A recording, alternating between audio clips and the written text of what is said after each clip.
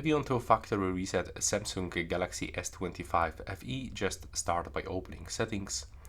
Now we have to scroll down almost all the way down and open General Management. Next you have to go below into the Reset option. And over here you have to go for Factory Data Reset.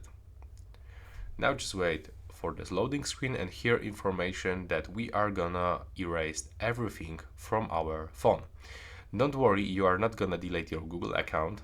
You are gonna just simply sign out of this account and it will be removed from your phone, but still you can log into this account on other devices.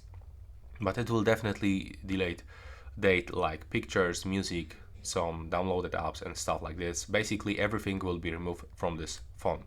Also all of your accounts, applications, and if you want to do that you have to click on the reset button.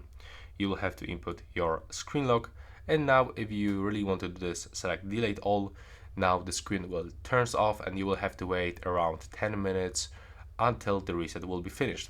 And make sure that you have above 50% of the battery, because sometimes when you have a lot of data on your phone and you have like low battery level, then this cannot be actually finished because you have low battery level. This process also takes some battery, so make sure to get this above 50%.